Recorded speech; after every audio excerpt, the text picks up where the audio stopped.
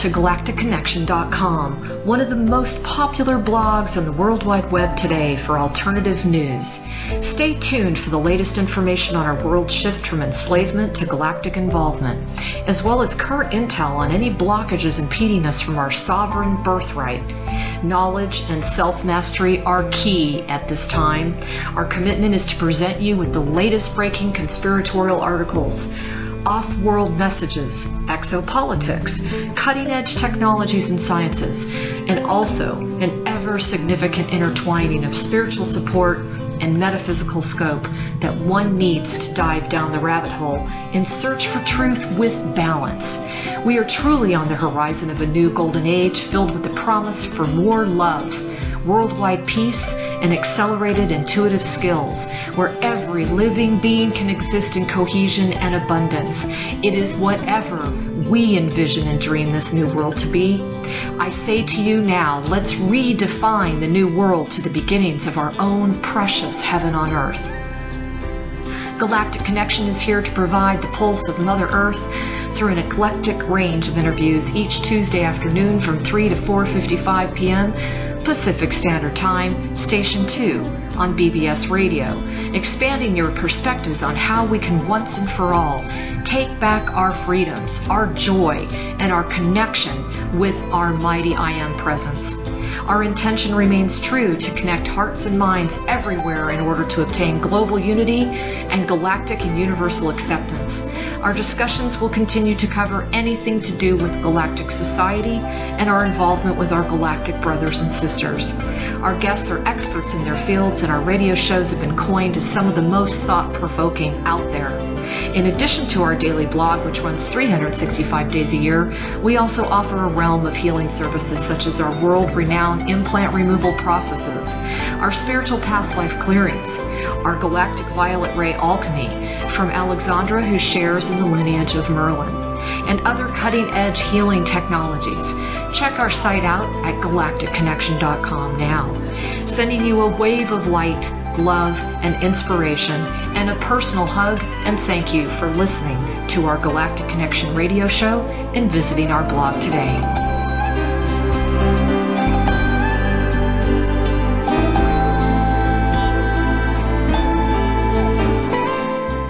Hello, everybody. This is Alexandra Meadors of galacticconnection.com, and today is August 6th, 2013. I have a very special guest with me today, Tom Lumbraso, and he has a website called WhenAngelsTouch.com. The first time I ever heard from Tom, he had perused my website and found some amazing parallelisms in our lives, which we will discuss today. And I think you will find him most interesting. He is a photographer, an artist, a poet, a communicator, and most of all, he has really made a niche market for himself in finding the messages that you can receive through clouds and rocks and, oh my gosh, Tom, everything, right? Concrete sidewalks, right, even here. So exactly. What I'd like to do is just go over a little bit of a brief background on Tom. And one of the most amazing things I thought was fascinating was that you were born on 11/11. And can you tell us a little bit about your accident? I think that's where we should probably begin. Well, yes, and thanks for so much for inviting me on your show. Oh, yeah. It's a wonderful experience, and I hope your listeners enjoy it and perhaps get some things out of what we're going to talk about. Oh, I know they will. Well, yeah. Well, to start with, I wanted to just briefly say I was like anybody else, going to work every day for over 40 years, and I'm almost 65 now, and very pragmatic guy, and I worked real hard, kind of day and night, and my career path was in urban planning or city planning, and for 20 years I worked as a director of a city planning office in California, and then the next 20 years, roughly, I created my own business in planning, helping developers with their projects and so forth. Well, one day coming home on a Friday, And get this, I was born on 11/11, and throughout my life, 11s have been foremost. They always seem to mean something. But this particular day, it was amazing. So on February 2nd, February 9th, 2001, I was driving 10 miles from my home, coming home, and in the middle of the day, around noon, I got this message. I was in my Jeep all alone, and this male voice with a huge statement basically said, "Slow to 35. Now, when you hear something like that, and you're alone, you're looking around, what was that? Who was that? And I did that very quickly, and I knew no one was in my Jeep. But what was that? It sounded so definite, so important. And I immediately stopped. I went down from 60 to 35 miles an hour on a 4-lane expressway. All of a sudden, 3 young men and another car passed me and went up to a stoplight, which was green, several hundred feet in front of me. They were in a hurry, but it was green, and they stopped, and they kept stopping. And as I'm approaching them, I'm wondering, what are they up to?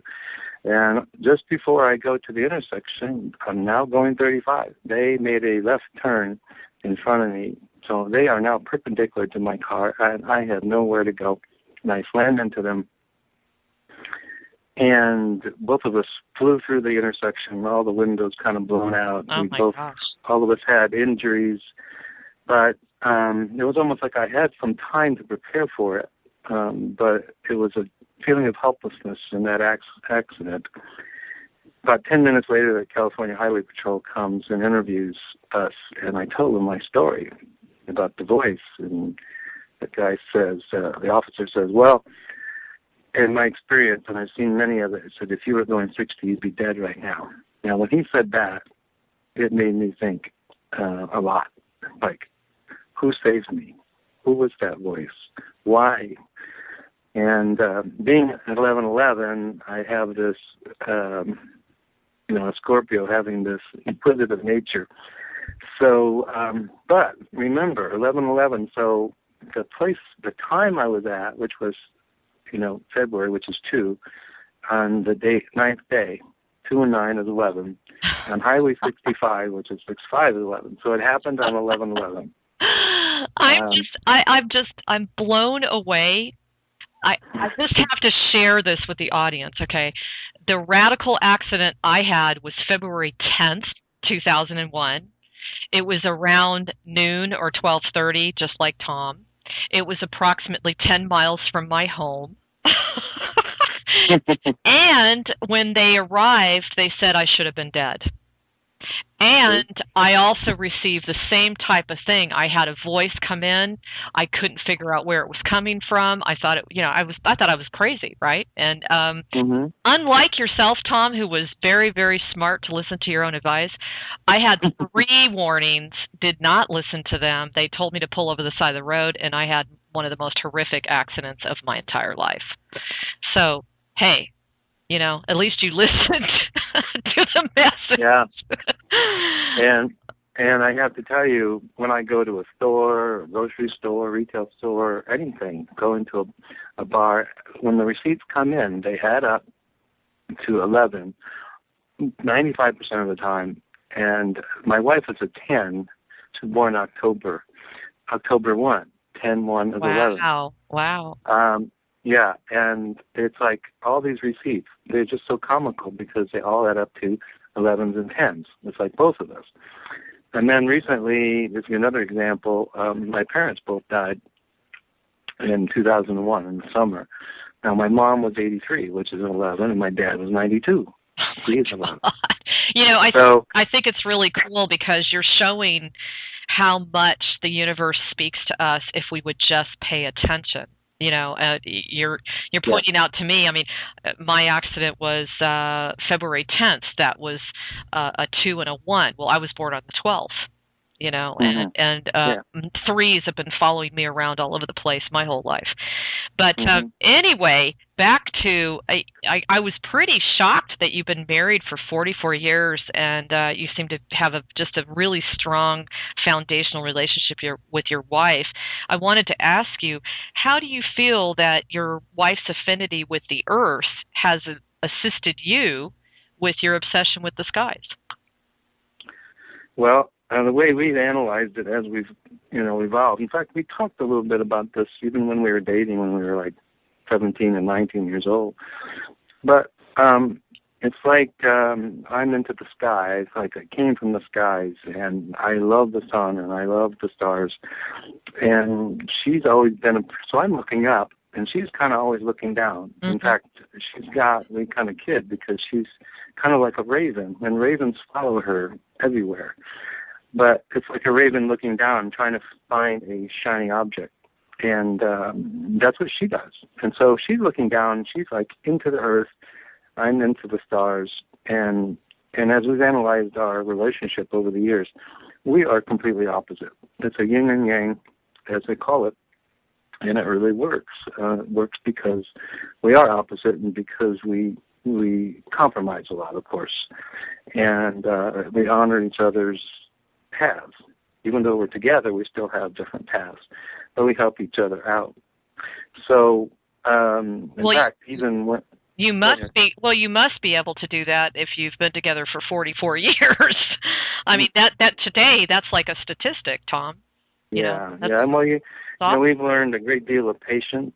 You have to have patience in relationships, and you have to have the compromise, and you have to have the caring for each other. And because, there are going to be arguments. There are going to be times that you don't agree, and you have to figure a way to not insult each other, not be angry. My newest book, called Simply Angelic, I talk to people about how they can be more angelic in their lives. And one of the things is to live your life through your heart. Because, let's say we had an argument. Well, I might be so upset that I might say something really nasty. And I know if I do that, if my brain's telling me to do that, then I may say something that is so bad that it can never be erased from her mind. Right. And that's a hard thing to do. But if you are speaking through your heart, you would never do that. You might still be angry, but you would never use those words. So that's kind of where we've evolved to too. And it's just honoring each other. And we've come to understand we are on quite an experience. It's not been easy, and I know your experiences have been very painful too. So have ours. But our desire to find out and to search for the meaning of all things has been absolutely incredible. And so, I really resonate with your statement about medical and therapeutic treatments that you followed significantly changed your outlook on life and the meaning of your existence. I so resonate with that because when you go through such a traumatic accident as I did, where I was injured from head to toe, you really are in a place of constant searching. I mean, you could take one of two paths. You can either be in a state of victimhood, or you can make it into a journey. And I see that the same in the books that I've been reviewing of yours, which, by the way, are just beautiful, folks. Check out his books. He's got 3 books now. He just released a 3rd one. The first one's called Faces of the Universe, Sacred Images. That was released in 2009. He has Faces of the Universe, 2010. Wait, no, I'm missing one. Journey to the Clouds, right? Messages from the Sky. The Clouds is first, yes. Okay. And then we just released Simply Angelic in July. That's phenomenal. And they're beautiful. I mean, he's taken some phenomenal photographs there. It's a great coffee table book. It's a great communication starter, is what I feel. But anyway, back to, how do you feel that the medical and therapeutic treatments have changed your outlook on life? Well, more importantly, it seemed to introduce me to other people. And it appeared that some were just being sent to me. I mean, I'd meet them 5 minutes or a day, and I'd never see them again. So I've had that happen over the years quite a few times. There are messages coming in from upstairs, and they're guiding me. And so, yeah, this was definitely all planned as a part of my path, that to have the accident, to awaken, to meet people, to be open to the experiences that were going to be coming to me. And many of them were very positive, and there were obviously some negative experiences. And out of all that, you have to, it's like us normal human beings, you have to decide who you want to be. And you have to decide who you're going to be with. Are you going to work for the good of humankind, or are you going to work against it? Are you going to, be with your wife or husband or partner and love them, or are you just going to be in constant combat? We have all these choices in life to go after the positive versus the negative, or the light versus the dark. And I believe that, at least in my experience, all the dimensions that exist, and they say 9, they all have the same principle, that we have a choice between the light and the dark, or the good and the bad, including even the angelic dimensions, where, of course, some angels decide to come down to earth and play with women, perhaps. Right. And that was the bad side. So even angels get corrupted. So we all have this choice. Yeah, you made a good point about in the way in which we see our life. I think that's one of the gifts you're bringing to the planet, is being able to see beyond what you see. For example, looking for the communication through even the most bizarre thing. I mean, a penny on the ground, or a face in a rock, or, a certain kind of cloud. I thought about you. It's really funny because I was supposed to interview you during my trip across the country doing my mission, and I had the most phenomenal cloud formations, and I was seeing all kinds of faces and angels and all kinds of stuff, and I thought, oh my God, Tom would just love this. But getting back to the angels, you also are an artist, and you mentioned something about how art and music are very good for you in communicating with the angels. How is that the situation for you? Well, just like the accident, I think, was planned to awaken me. We went to Peru in 2007, and actually that's when my first clouds came, and then were just powerful that I couldn't stop. But I have 2 wonderful psychics I met over the years, and they're so uncanny, so they predict everything, and it always comes true, kind of thing. You get convinced. Well, a month before we went to Peru, my psychic Linda said, when you get back, you're going to start painting. And I said, Linda, that's not going to happen. I love art. I have art in my house, but I have no ability in painting. She said, the energy is so strong, Tom, I would bet my life on it. I said, Linda, you're just wrong. So 2 weeks after we came back from Peru, I'm walking in a nearby town with my wife, and she had to peel off to another appointment. And almost immediately, I'm out by myself walking on the downtown street, and I swear it was like a lightning bolt hit the top of my head on a clear day, and this energy comes through the top of my head, and it lands in my stomach. Wow. Instantly, the message was, it was such a huge craving. It was a craving to paint. And I couldn't believe it, because it's not me. It's just not who I was. But it was so strong, an energy. She was right. She picked it up. But an hour later, I saw my wife. I said, we have to go to the art store. She said, what are you talking about? I said, well, I got to start painting. So I told her the story. We went there, we got the stuff. I started painting it that night, and I had to paint every night. The psychic said they want me to paint no matter what it looks like. Don't worry about it. Just paint, just experiment. And it has been amazing, because many things come through the painting. Oftentimes my hand goes where they're pushing it, not where I'm pushing it. Very interesting. And and so as I researched about painting, I've found that many people have had similar things, and also with music, and that music and art is a communication mechanism with the angelics. So, but I've had this firsthand experience, and I still paint. I have paintings I've been shown many times, and some of my paintings are in this book I just released. And it's a part of who I am now. It's just one facet. That is so cool. In fact, I was going to ask you, you made a comment about the clouds come to you. Now, do you feel that they just show up, or are you actually calling them in, or, is it your auric field? How does that happen? Well, I'm not sure exactly, other than it does.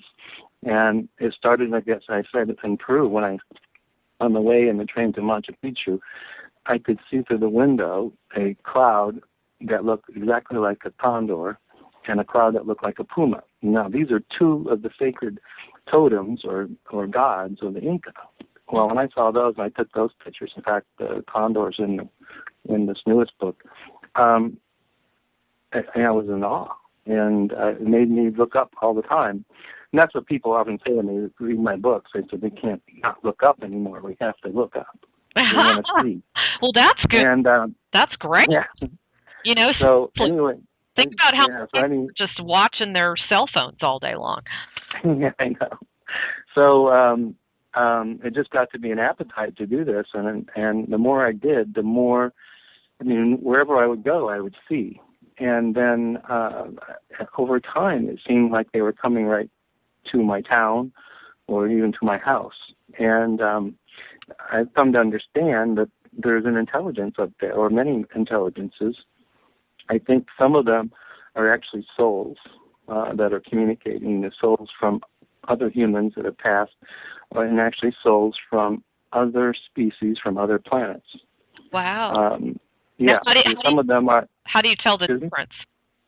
You can certainly tell by what they look like, because they don't look like anything human at all. Okay. And then I also get a lot of them that are absolutely nasty looking. I don't put them in my books. It would scare people.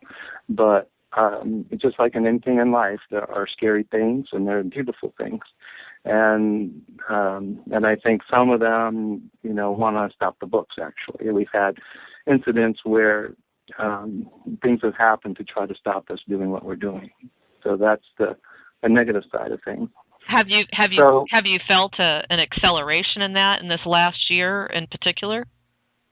Yeah, particularly with this last book. As I met with my editor and publisher in the Napa Valley, we had a wonderful meeting. And as we're driving, we have a SUV, and we're driving further west to go to the coast, Pacific Ocean. And as we're leaving the town, and I'm driving, my glasses fly off of me, sunglasses fly off of me in front of me. My wife's looking, she sees the whole thing. They broke in half in midair, and I could have felt like a hand brushed my left ear.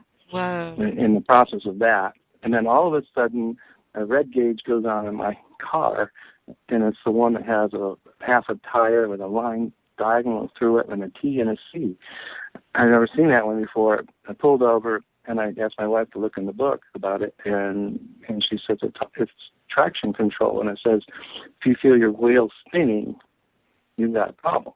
And the message I got from that is, clearly my glasses shouldn't have flown off. There was, right. Windows are closed, everything, and I could feel the hand hit me. And wow. And then the gauge never went on ever again. And so it was a message to say, you think you're going to do another book? You think you're going to get this out there? Heck with you. So then we also had some, at the same time, we had some funny things happen around us in our house. Negative things happened that, like several things with water that would break, There's too much coincidence, too much things like that to be a coincidence all at the same time. But I feel, and I still feel, that all the things that we've encountered over the years that have tried to stop us, we've just kept going on. We feel like we're supposed to do this, and we're protected to do it, and we'll wade through the problems, and it all so far seems to work. So you have to have faith that the good side's going to win. Yeah, and actually in the clouds, actually in the clouds too. There's been, particularly last September, I remember, for several days there was a war in the sky between the clouds, and it was some very nasty clouds coming. It was like the old infantry's old style, where a whole band of troops would come, and there'd be a line like the Maginot Line. Wow. And then there was clouds on the other side, and those were the good guys. And the good guys all had this kind of, we might say lightsaber or whatever, but the long piece of the cloud was a straight piece on each one that it had very pointy and everything. And you could see over hours. One day it was 5 hours in the sky over my house, and you could see them battling and cross that Maginot Line, and eventually the good guys won. You know, I do believe that's the case. I do believe that there is a war going on between light and dark forces, and it's, in one way, it's fashioned in the clouds. You know, it's interesting because people don't realize the significance of the clouds, period. You know, for example, you have cloud ships, which the motherships use a lot to, you know, to hide themselves, because if a mothership appeared, it could literally, you know, cast out the sun, and we would have, you know, because they're so massive in particular areas. But I also think you're hitting upon something else, and that is, you know, we've had so much chemtrailing and so many other nasty spraying going on in the air, which once it joins and unifies with some of the other cloud formations, it's almost as if there's like, I don't know, kind of like what you said, like almost like a negativity associated with that cloud versus what you're talking about, because you can really see the difference in the cloud formations lately because they've been cleaning up the sky so much. Have you been noticing that? I mean, there are so many different cloud formations out there. I really noticed that this trip because I had a lot of time to watch. You know, I was on the road 500 miles a day or something. And I really noticed how it was the first time probably since I was a child that I saw these gorgeous, piercing white, billowy, full and fluffy clouds that you used to see when you were young. And I was wondering if you've kind of gotten that from your communications with the clouds as well. It sounds like you have. Well, one of the communications I have had over the years is that we're destroying this planet. And part of the planet is the clouds and the cloud beings themselves. I mean, you have to look back at the planet. There are really 4 elements, you know, the earth, water, fire, and air. Right. And without that, we don't live. Yeah. And they are living entities just as much as we are, maybe more. And the clouds have expressed, in a way, if you can believe it, have expressed a concern about how we're destroying their environment, what they live in, and that they are declining in a sense, and just like this earth is declining. And unfortunately, we all don't share as humans the need to, you know, take care of this planet. We're going down, and hopefully there will be enough people in the future to fix this. But you can't have 7 billion people and going on 10 billion and not expect things to, you know, have a problem. So anyway, the clouds have expressed that. And, you know, going back to your question also, you know, I've got probably 250,000 photos now. Wow. Of clouds. And I've categorized everything in the world. I've seen every possible cloud I can imagine.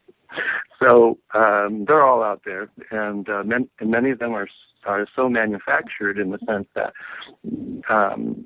they can create any kind of image, you know, whether it's being created by another intelligence like an alien force, or whether it's being created by us as humans or created by them as an elemental force. I think it's a combination. Clearly, there's a measure of angelic intervention in the clouds. Yeah. And there are, as I said, there are souls, I believe, in one form or another.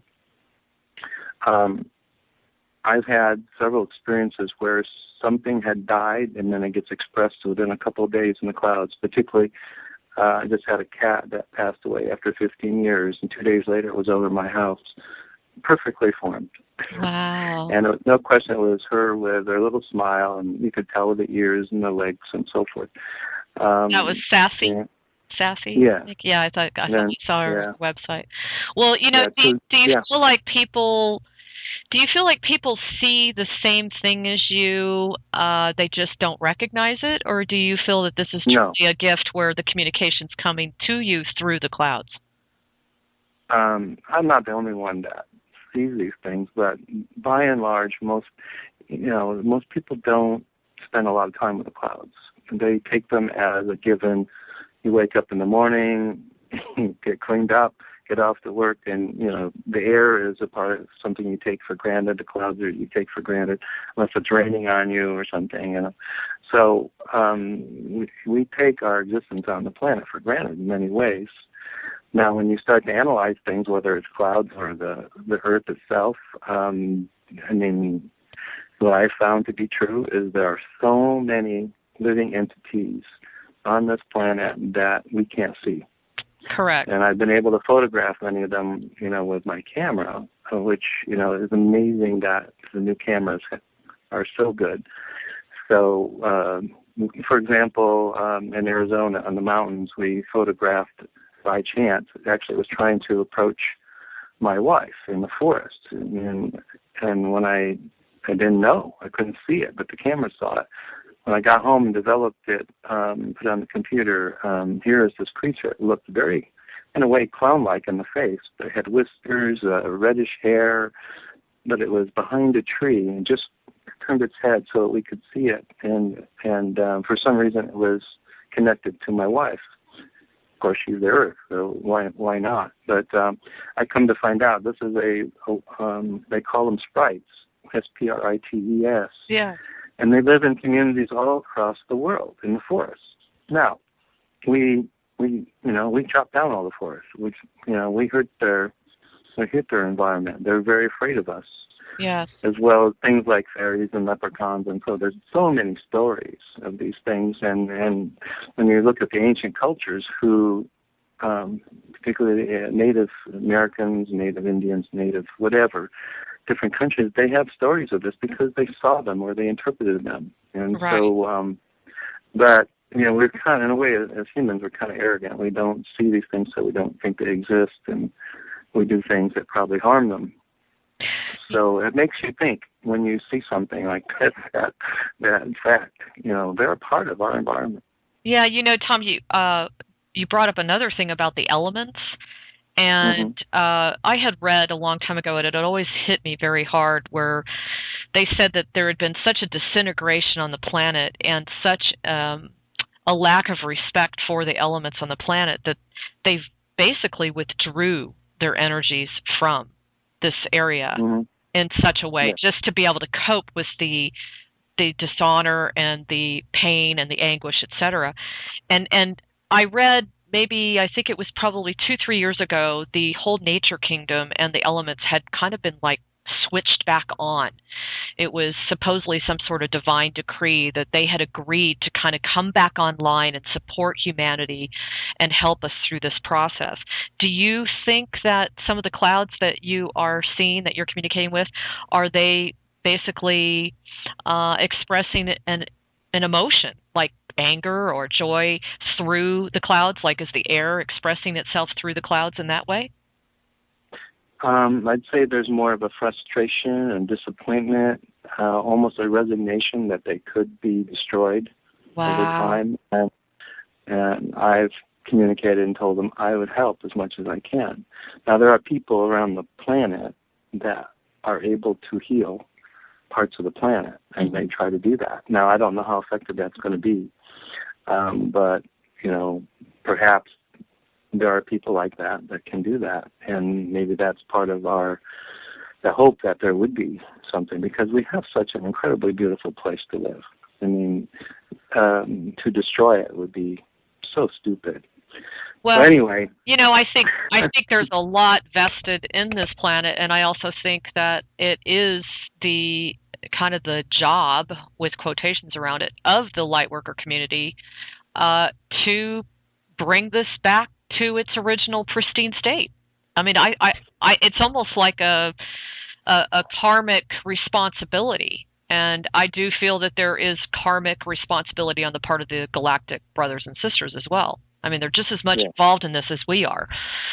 So it's not about, a lot of people say, stop looking up to the heavens because they're not here to save us. Well, that's not what they're saying in the first place. They've never, ever said they're here to save us. They've said that they're here to assist us. There's a big, distinct difference there. But, you talk about the clouds in such a beautiful way. Tell me a little bit more about your experience in the Nefertiti. Nefertiti, how do I pronounce that? Nefertiti temple. I was fascinated when I read about the key in Egypt. Yeah. I would love to tell a little more about that. Well, we went to Egypt in December 2008 with a couple of friends on a tour. And this seemed the right time to go. And anyway, another psychic friend gave me a note. I mean, I didn't even meet her, and she had gotten some kind of vision.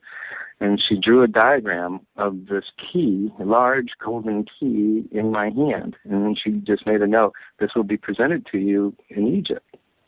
And I didn't know what it meant or whatever.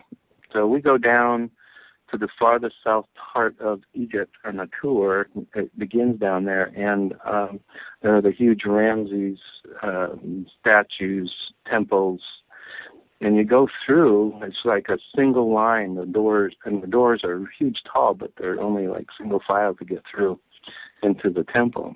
And there's a guard and another, almost like two guards at the door, watching people and letting them through. And as I got to the door, they stopped me, and they stopped the entire line. And I'm saying, uh-oh, what's going to happen here? And they motioned over to another guy, and they asked him to bring this golden thing over. And I look at it, and it's like, almost like, I'd say, 2.5 feet in length. And it's all gold and fashioned into a big key. And, of course, I don't speak Egyptian, and they didn't speak English, and they just motioned for me to hold the key with both my hands underneath it, and which we did. Now, my two people that with me knew about this prediction beforehand, and they're just stunned. And then so I do this, and I mean, not much to say, but everybody's waiting in line, endless line, trying to get through, and here it's all stopped for like 5 minutes. and so I take it, and on the way out, they do the same thing. Wow. And so it was a weird experience, and I don't know how to interpret that, other than she got the message, and it happened, and what can you say? Lots of those things have happened for us. It's like something gets predicted, and it absolutely happens. For example, when we went to England and France in 2008 also.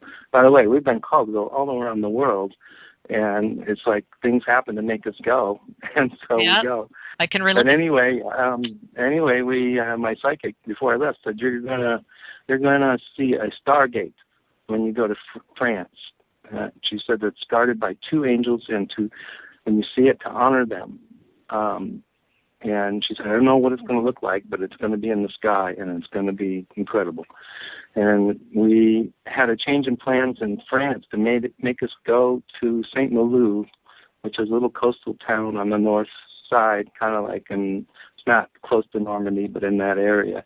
And as we were coming on the train, clouds started to form, and I was looking out the window, and when we got to this little town, we took a cab to the downtown right along the ocean, and a beautiful beach. And my wife got out of the taxi to go across the street to get a hotel room.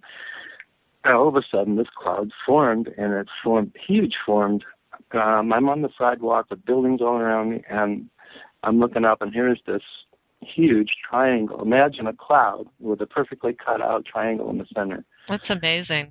It felt like, I swear to you, it felt like it stopped time. Wow. And so I'm taking about 50 pictures of this thing, and I'm here. People are, probably 45, 50 people went by me on the sidewalk. You know how if you were looking up, people will look up. whether you got a camera in your hand or not, because they want to know what you're seeing. And no one looked up, because I had my other eye looking at them, wondering, do they see this? And at the same time, I'm taking pictures. And it's almost like you're visible to them, because I think I was. You probably visible because you were in that moment. I think it was in a different dimensional time, space. And for it to happen, I always wonder, why is this happening for me, that I see these things? But I think it's because I'm open to it. I really am open. I'm open every day to experiences like this. And so I'm, in a way, speaking to them through that willingness to do it. Because, some of this stuff is, it's really good, but it's also a little scary. I mean, I think a lot of people might be scared of something like this. But anyway, that's how things happen. In fact, the same psychic said, when you go to France, in fact, I never, ever wanted to go to France. In a way, I hated France. I didn't know why. But she said, when you go to France, take pictures of your back, because they're going to show you your past lives in your back. Cool. And so every night, my wife would take a picture of my back with my iPhone. And one night here comes this photo of, if you drew a line down my spine longitudinally, on one side, on the left side of my back was this huge gash, like a whip mark might be, really deep and curved. Now, that's not on my back in reality. And then the other side, you could see all my ribs from the back side, like I was starving to death. And, the only way I can explain it is she was right. And then later on the trip, we were on the train, and we went through this little coastal town called Dax, D-A-X. And I had so much pain.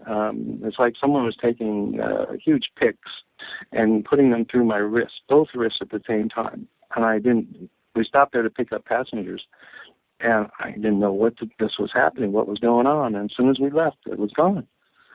So I actually called my psychic from France that night. I said, you won't believe this. But I said, do you pick up anything from this? She says, yes. A long time ago, you were chained to a wall. Your back was to the wall for several days, left hanging there, and then they took you down and chopped off both your hands. Oh, my God. And about a year later, I was watching a TV show about Caesar, when he was a military man, would go into what was then called Gaul, France, would go into a village and take a number of men and chop off their hands. Now, some would die, some would live, but the point of it was to scare the villagers to go to the next village and the next village and say, don't fool around with Caesar, because this is what's going to happen to you. Right. And that's how we won. Wow. So we've had a lot of various experiences, not just clouds, but seeing things, other creatures, very angelic things, very negative things. It's all a part of our world and part of our existence. I want to tell you one thing also, that, there's a lot of people who have gone through transformation, and of course that's what I've been going through, and I'm sure you have. And that is, there are many books written by people going through transformation. There's a key difference for me from what I'm doing, because I've been able to document photographically my story, what's been happening to me. A lot of it with the clouds, but in other ways too. So fortunately, I've been able to, and I can tell a story, and I can say, this is what it looked like.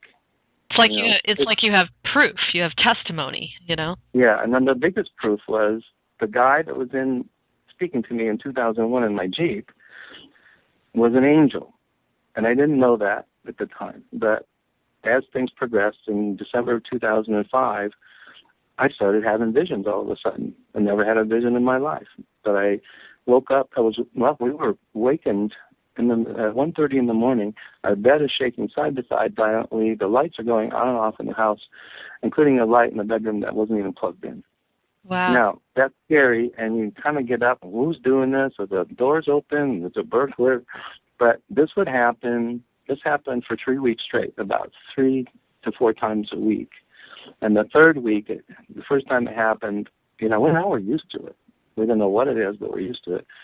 And as I'm trying to go back to sleep after it stopped, it's like the old TVs that used to have a when they were turned on, they had a little white spot in the center, and then it would widen out. Right. And that's how it looked like for me, the first vision. And it widened out, and here's this vision of this incredibly beautiful angel. And it was in profile to me, standing upright, and then it looked at me, and I could see so many. It was color. It was so incredible. The wings were so huge, nothing like you see in books. And then it panned to another picture of the angel, this time on a horse, with full armament on and a sword. Wow. And that was the vision. The next day I got this really strong message to go to Borders Books, to look at angel books. I go in there, and I pulled down an angel book. The first one I see, I don't know anything about it. Turned to somewhere in the middle by chance, and here's the picture of an angel on a horse. It's Archangel Michael. And that's how I got to be my proof. And then 3 years later, in 2008, we're in Sedona, Arizona, and we're walking a labyrinth, and this angel cloud formed. It was like swirling, swirling and swirling. All of a sudden, this angel popped out on a horse. Very cool. And it was Michael again. So we've got proof like that there's something there, something that's been guiding us, something that's been with us all the time. You know, Tom, I also think that with Archangel Michael showing up on a regular basis with you, because I know you mentioned that in your books, I really believe that we are at a time where we are being nudged and challenged and really being, I don't know, pushed to stand in our authority, to stand in our mastery with these negative entities or spirits or whatever you want to call them, because we are at the end of the road here, and there is a Armageddon going on, whatever you want to define that as. And so it's really up to us to really stand in our authority. And that's one thing about Archangel Michael. You'll always perceive him to be standing with his sword of truth and justice, on the horse, So I don't know. I just thought I'd throw that out to you. No, I agree with you. And that's the awakening that has to happen. And if people had an accent like me and they had a voice come in and they didn't pursue it, then they're not awakening. Yeah. And that's the difference for what happened to me. And Definitely. I'm sure for you learned the same thing, and that is you have to act upon these kinds of messages. There have been a lot of people that have had near-death experiences and their lives have changed. And that's a way to awaken people to start changing and do things that they're being guided to do. I don't know what the end story is for me, but every day is an interesting chapter of it, let me tell you. Yesterday morning I woke up and my wife was still sleeping at 7 a.m. I go into the living room, and it's completely quiet. All of a sudden, this voice comes in a very female voice, and it says, Tom, really a long, drawn-out Tom. And it sounded like my mom. And of course, she's passed. And you get these messages all the time. My dad, died in 2011. He's with me all the time. Yeah. He was an expert trumpet player. He gives me songs. I'll find myself channeling songs when I'm walking with Carol or I'm in bed with her. Oh, how cool is that? That's awesome. Yeah, and I have to look up the lyrics and find out what the message is. So, and then my psychics see them. They see them when I walk in. They said, well, Carol's dad is on your shoulder there, and your dad's on this shoulder. I said, what are they doing there? Well, you know what? The veil is so thin now that we're actually, in many ways, we're able to communicate with our siblings and our parents and anybody who's been passed for a while, and almost better than when they were walking on the earth. It's a much more intimate relationship if people, just like you said, open their hearts and are willing to look beyond the belief system or the paradigm that, this is just a cloud. It's just this ball of fluff that's floating across the sky. If you're just open to the fact that something is possibly being sent to you or being shown to you, then it will show up. It will definitely show up, because the universe just is like waiting for you to say yes and just waiting for you to open up and go, come on in, Yes, and I agree with you, and that's one of the statements I use is open your heart and you will see. And it's really important to open your heart to all the things that you do in your life, and how you treat your family, how you do your business, all the different tasks. If you can view your life in that way, it's a different existence than what we've been living. Then you will see. There's no question in my mind you will, because that's what. In the end story of all that I've learned, the reason we're here, the meaning of life. We've all asked that question. The meaning of life is love. Yeah. And it's love not just for you, but it's love for the entire planet, of all of existence. And if you can embrace those concepts, it's so important because we've been created to love. I know when I meditate, it's so interesting. When I meditate and I say, whoever I'm meditating to, I say, I love you. My whole vision lights up in huge red. Yeah. It's just amazing how it's interacted with.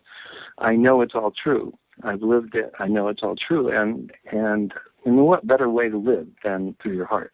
Absolutely. Absolutely. I mean, and if love you were to, this truth, Yes. I mean, I give the example in my book. If you had a business and you had to lay off people and it's around Christmas, would you lay off them before Christmas or after Christmas?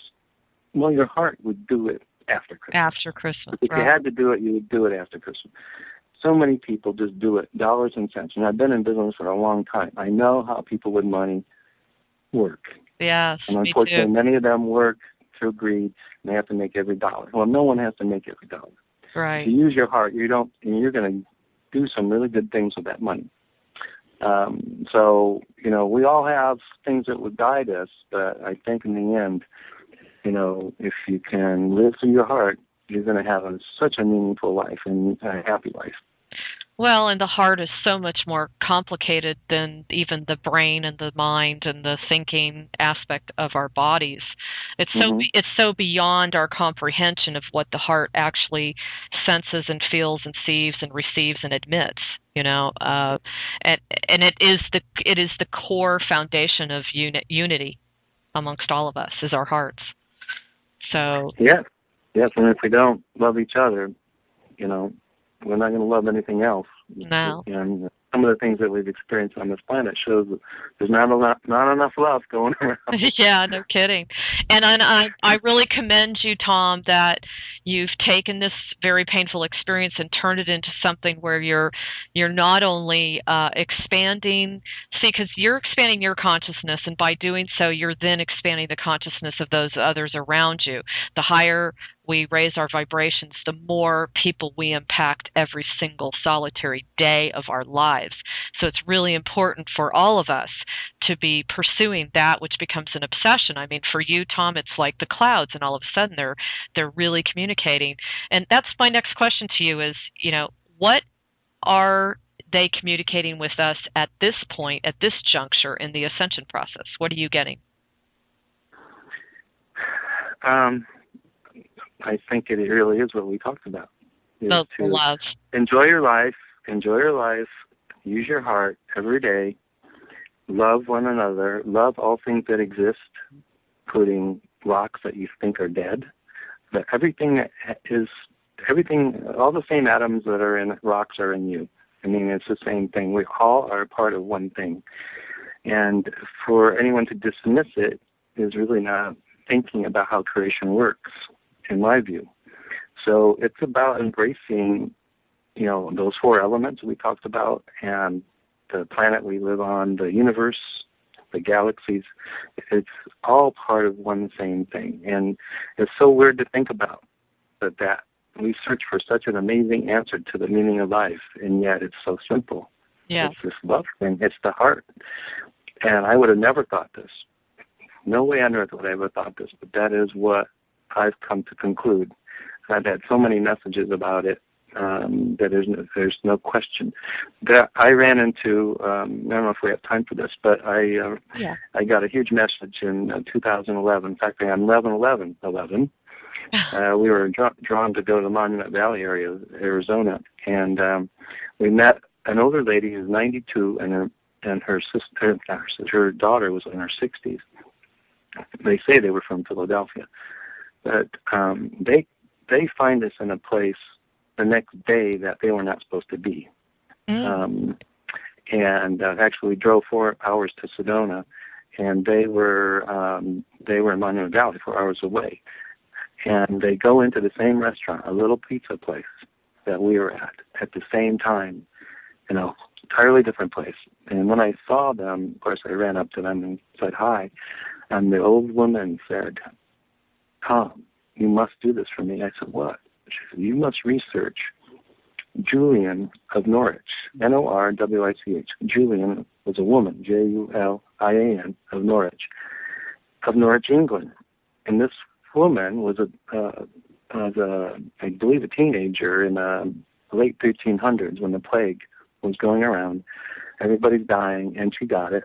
Wow. And all of a sudden, she got 16 visitations from Jesus. And she documented them, and they put them in books. And at least one of the books is in, I believe, in London in a museum. But the message of those books was one thing. It's about divine love. And that's why I said in my book, the title is simply Angelic Divine Images. Divine love, if she took a hazelnut and wrote a book about all the facets of a hazelnut and how important it is that creation made this. It's everything has a purpose. Everything is created.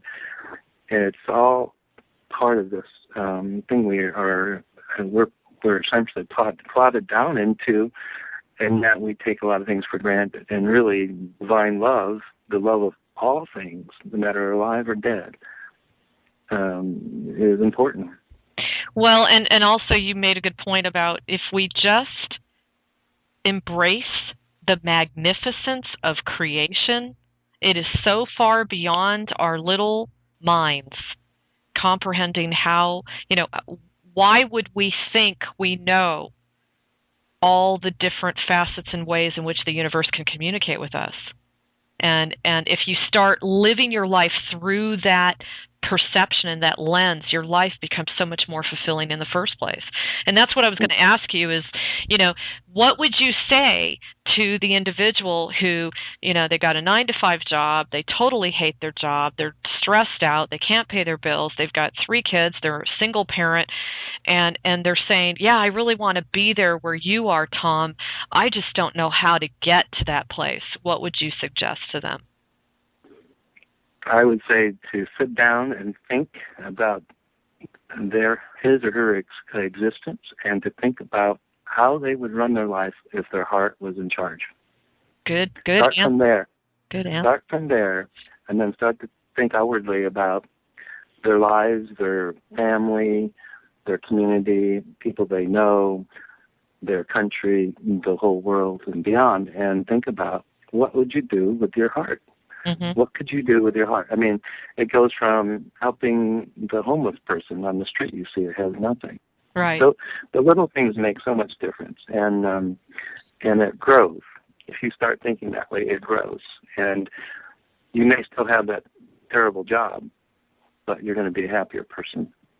Yeah, wow, that's perfect, and thank you for that. And I just want to tell you right at the last minute here, because we have to tie this up, but I'm looking outside my window, and 2 things occurred through this interview.